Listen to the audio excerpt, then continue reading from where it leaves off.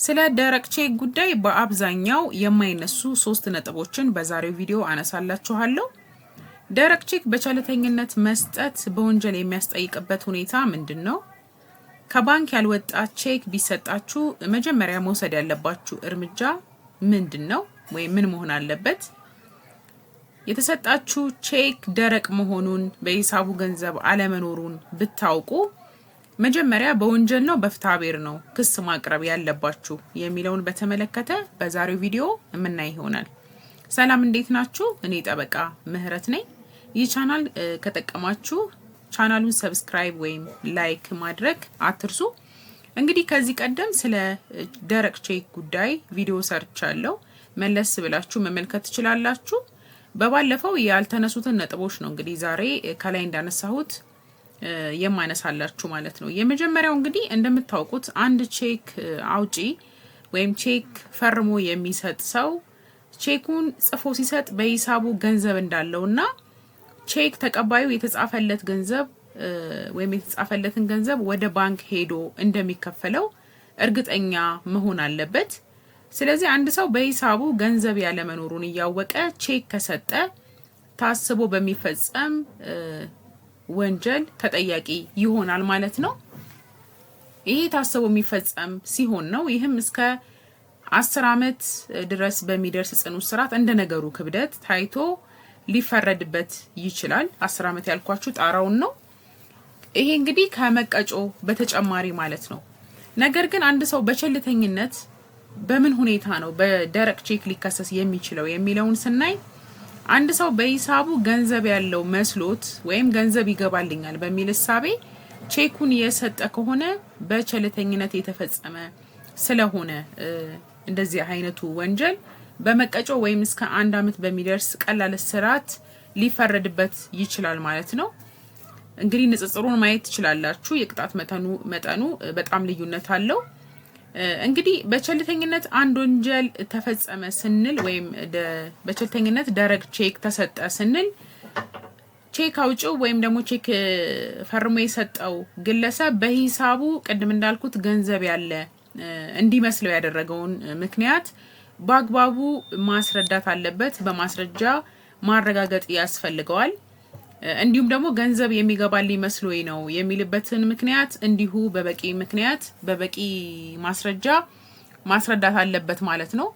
አሁን ላይ ይሄ ማስረጃ ልላችሁ አልችልም። ምክንያቱም ኬዝ ባይ ኬዝ እንደ ሁኔታው እንደ የጉዳዩ ልዩ ሁኔታ ተመዝኖ በቂ ምክንያት ነው አይደለም የሚለው የሚታይ ነው። ግን አጠቃላይ ሀሳቡ ይህ ነው። ሁለተኛ የምናነሳው ነጥብ ትክክለኛ ከባንክ ያልወጣ ቼክ ወይም ሐሰተኛ ቼክ ቢሰጣችሁ የመጀመሪያው መውሰድ ያለባችሁ እርምጃ ምንድነው ካለን በጉዳዩ ላይ የወንጀል ምርመራ እንዲጀመር ማድረግ ይኖርባችኋል። ስለዚህ ሰነዱ በተሰጠበት ቦታ ነው የወንጀል ምርመራ እንዲጀመር ለፖሊስ ሪፖርት የምታደርጉት። እንግዲህ አዲስ አበባ ውስጥ ያለውን ሁኔታ መሰረት አድርጌ ነው የምገልጸው። ስለዚህ የሐሰተኛ ቼኩ በተሰጠበት አካባቢ በሚገኘው የክፍለ ከተማ ፖሊስ መምሪያ በመቅረብ ሪፖርት ማድረግ ይጠበቅባቸዋል ማለት ነው። ምክንያቱም ይህ ወንጀል የደረቅ ቼክ ጉዳይ ሳይሆን ሐሰተኛ ሰነዶችን በመጠቀም የአታላይነት ወንጀል መፈጸም ጉዳይን የሚመለከት ስለሆነ ማለት ነው። ጉዳዩ የሚሆነው ሐሰተኛ ሰነድ በመገልገል አታላይነት ነው የሚሆነው ማለት ነው። ከዚሁ ጋር ተያይዞ ቼኩ ትክክለኛ ከባንክ የወጣ ሊሆን ይችላል። ነገር ግን ቼኩ ተሰርቆ ሊሆን ይችላል ወይም በሌላ መንገድ በሌላ ሰው እጅ ገብቶ የባለቤቱ ፊርማ ተመሳስሎ ሊፈረምም ይችላል። ይህ ቼክ እንግዲህ ለባንክ ሲቀርብ ሊከፈልበት አይገባም። ባንኩ የራሱን ቼክ የሚያደርግበት መንገድ ይኖራል። ስለዚህ በዚህ መልኩ ባንኩ ሊከፍል አይገባም። ስለዚህ የተሰጣችሁ ቼክ እንደዚህ አይነት ከሆነ በወንጀል ምርመራ እንዲጀመር ማድረግ ይኖርባችኋል ማለት ነው። በወንጀል ምርመራ አስጀመራችሁ ማለት ግን ቼክ የተሰጣችሁ መቼስ በእናንተ በኩል ለተሰጠ ምርት ወይም አገልግሎት ምላሽ ስለሚሆን በክፍያ መልኩ ስለሆነ የሚሰጣችሁ ከተዋዋላችሁት ሰው እንግዲህ ኪሳራውን ወይም ደግሞ ገንዘባችሁን መጠየቅ ትችላላችሁ በፍትሐብሔር ማለት ነው።